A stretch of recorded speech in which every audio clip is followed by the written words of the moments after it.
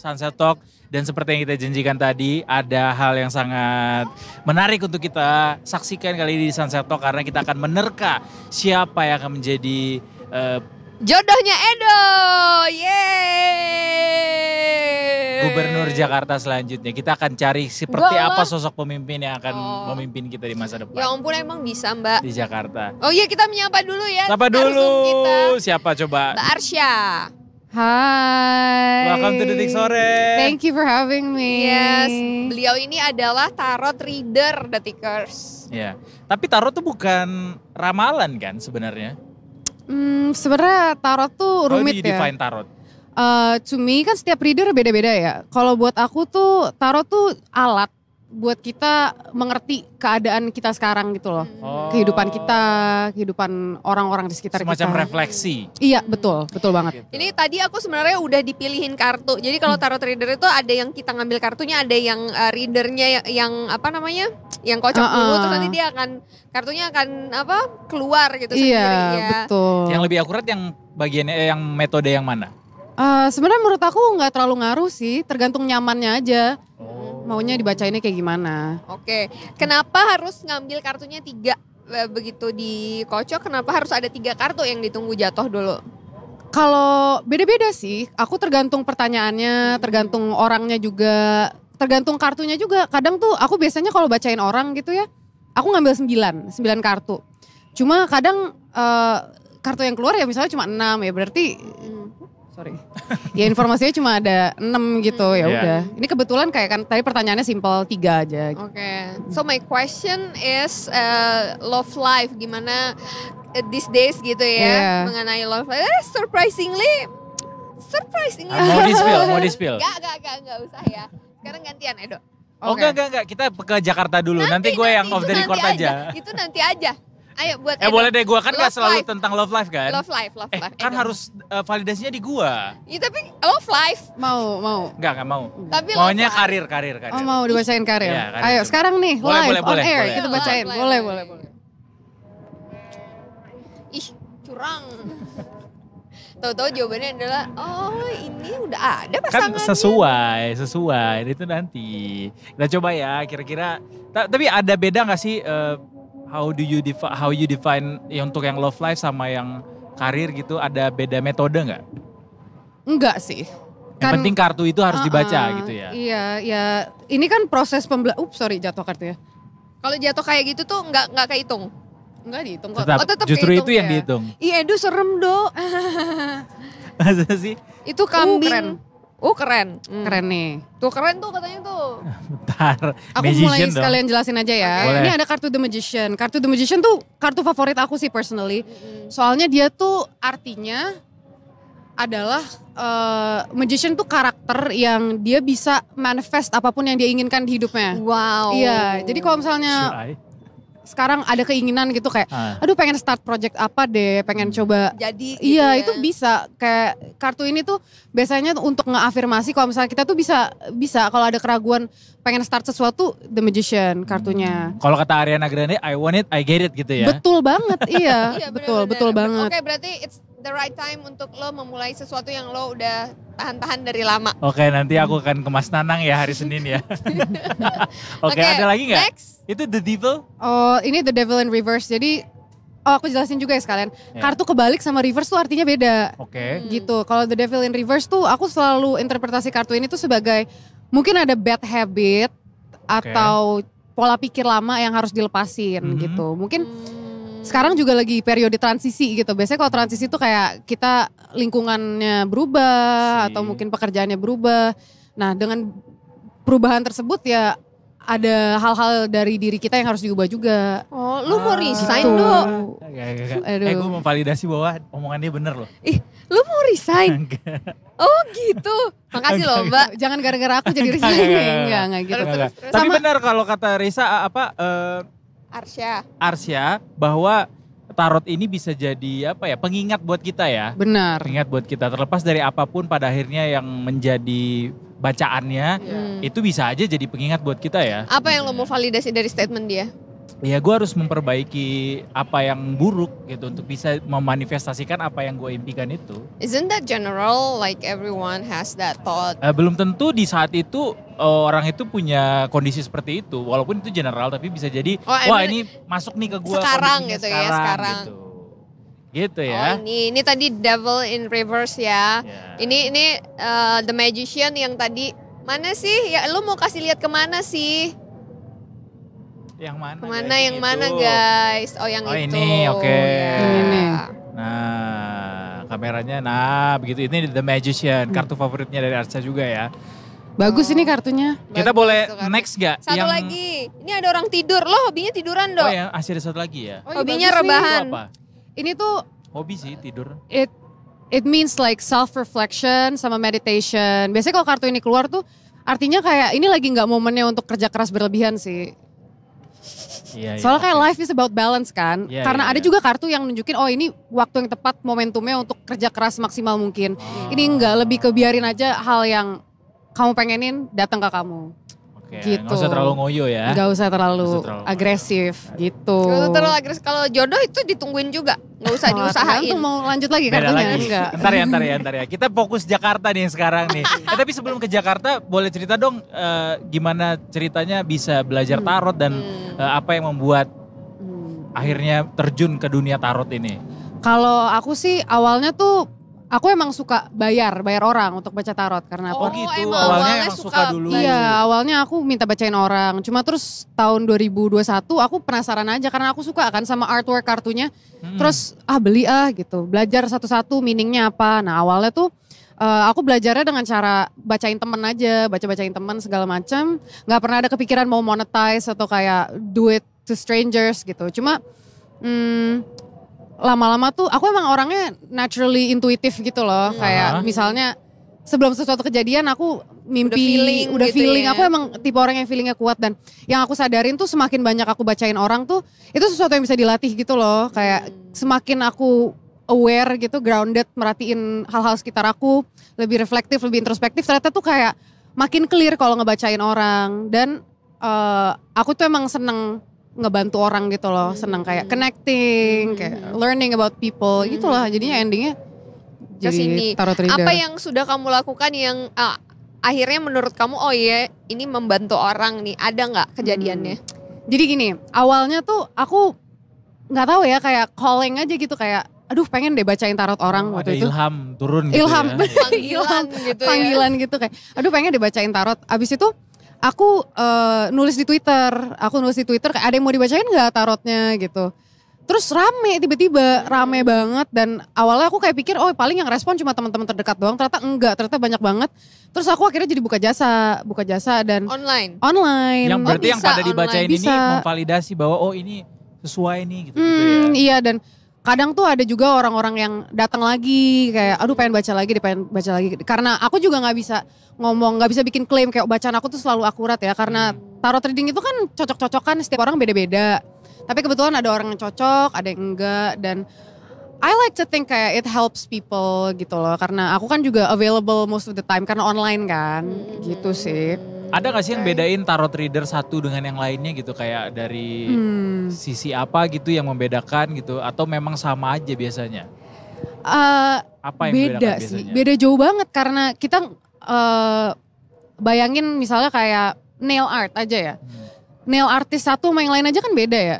Sementara kayak tarot reading itu kan subjektif banget. Itu kembali lagi ke interpretasi reader masing-masing dan cara orang nyelesain masalah, cara orang komunikasi, cara orang interpretasi itu kan beda-beda ke tiap orang masing-masing ya. Nah kebetulan tuh aku cuma nerapin apa yang aku pelajarin dari hidup aku. Dan sementara kan tarot reader lain kan hidupnya beda-beda lagi kan. Dan even sebagai reader aja aku tuh gak selamanya bisa ngasih 100% informasi apa yang aku dapetin dari kartunya gitu loh.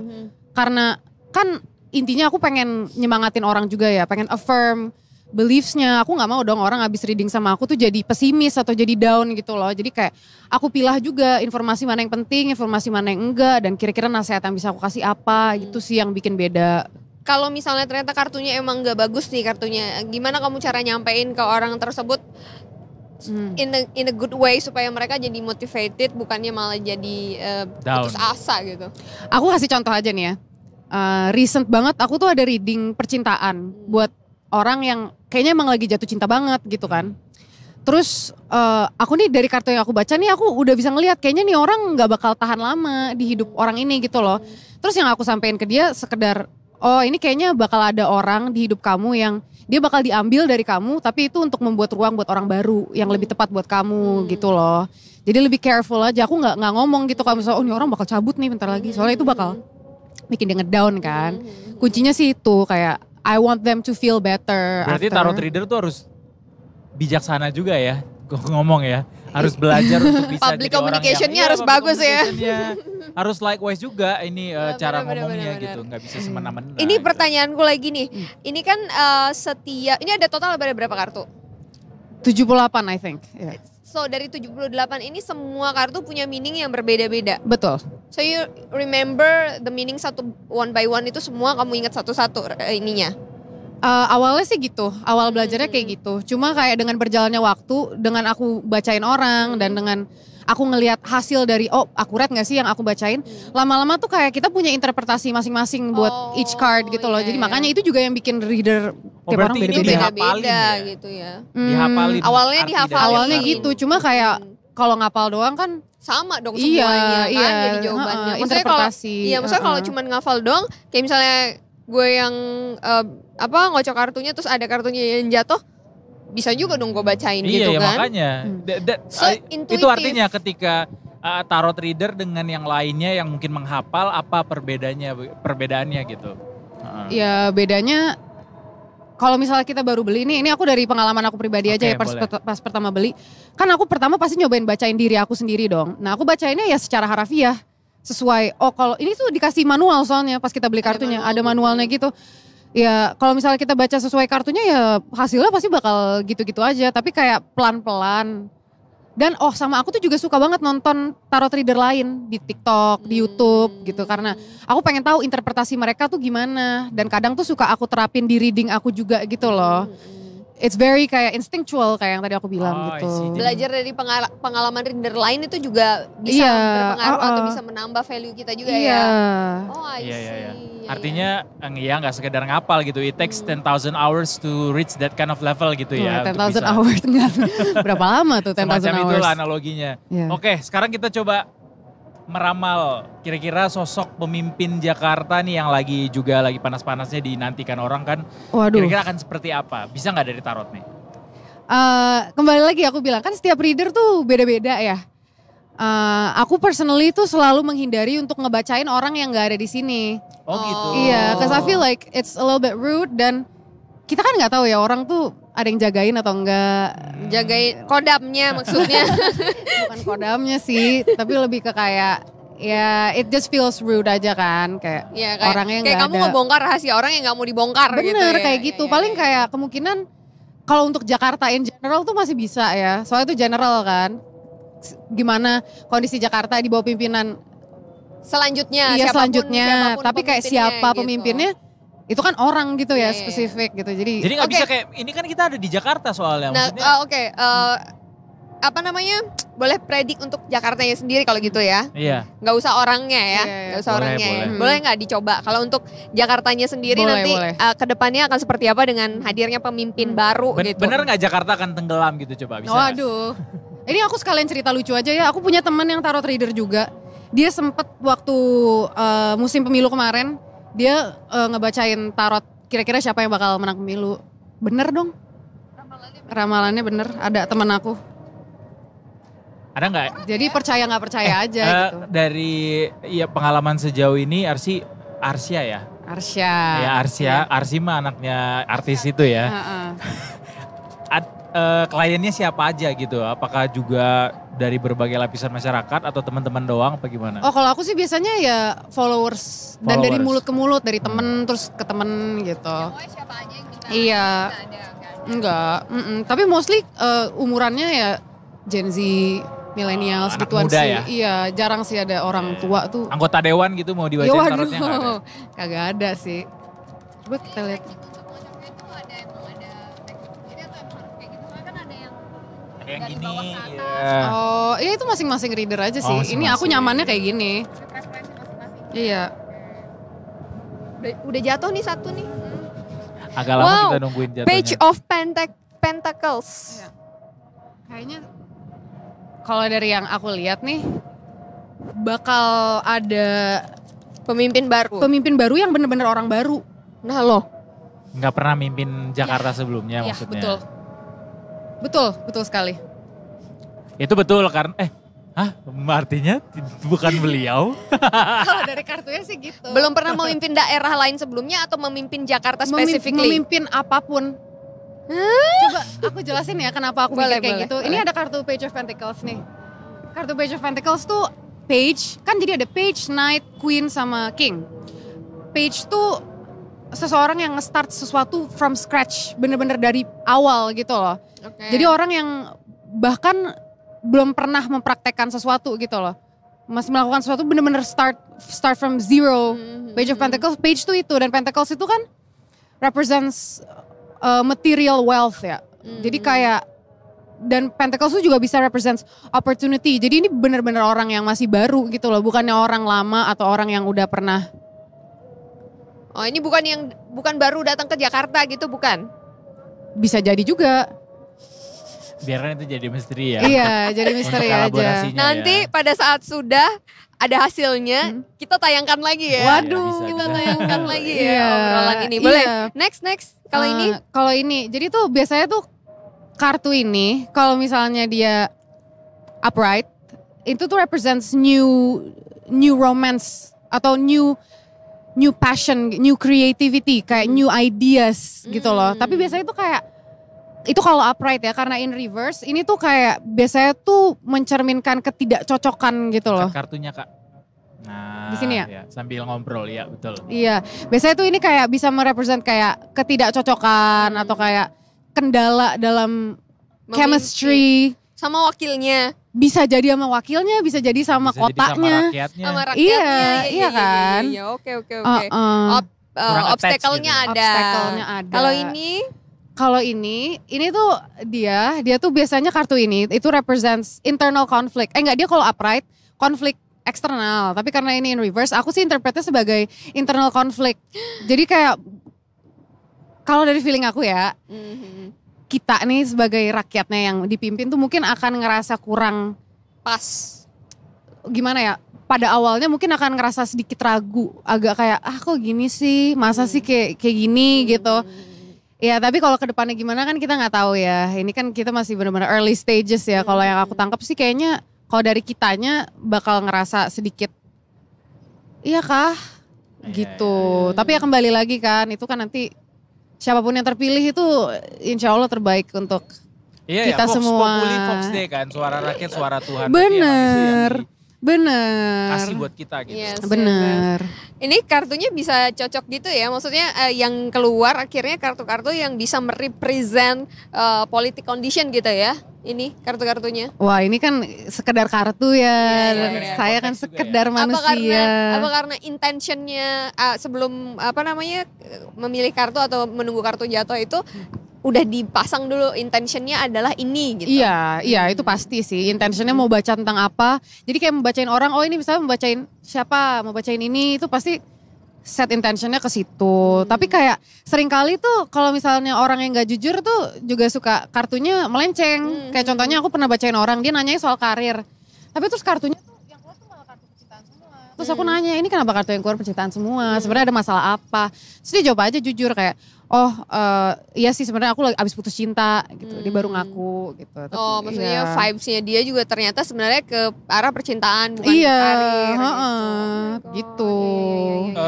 Dari lo sendiri ini enggak menurut lo tarot reader ini bisa jadi sesuatu yang menghasilkan kah untuk mungkin orang ada yang ngelihat terus gue pelajarin deh gitu untuk bisa jadi untuk sebagai penghasilan gitu, yang bisa menghasilkan kalau aku sih sebenarnya awalnya nggak ada niatan mau monetize ini ya, dan karena niatnya tuh juga kayak awal pengen bantu orang. Aku juga personally, aku sebagai reader tuh kurang percaya sama tarot reader yang terlalu fokusnya tuh emang ini nih main gig-nya gitu. Itu tapi aku personally ya kan setiap orang beda-beda ya. Bahkan kadang tuh kalau misalnya aku lagi nggak ada yang minta baca, aku juga nggak yang aduh mana nih nggak ada duit jadinya gitu, enggak, kayak aku justru senang berarti nggak ada yang punya masalah gitu loh. Gitu. Tapi nggak semuanya yang mau dibacain lagi ada masalah kan? Iya.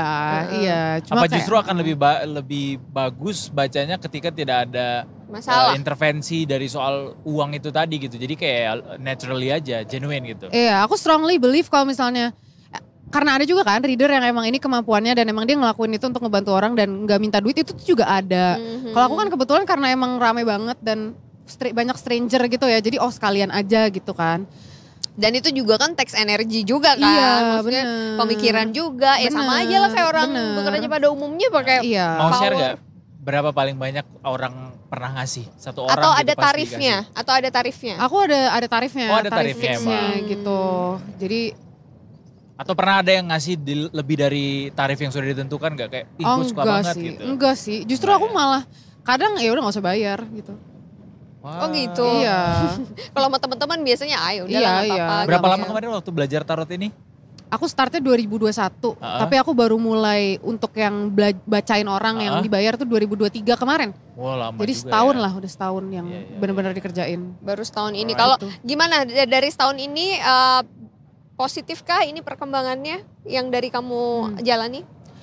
Aku ngerasa ini tuh aku bakal aku lumayan udah ngebantu orang itu sih, dan aku banyak belajar tentang orang, banyak kenal orang baru, connecting with new people, dan itu sih, itu lebih kayak benefitnya di aku bukan di uang doang, tapi di learning about like others, tentang kehidupan. Kan aku dari masalah orang aku juga belajar untuk ilmu aku sendiri kan, buat hidup aku sendiri.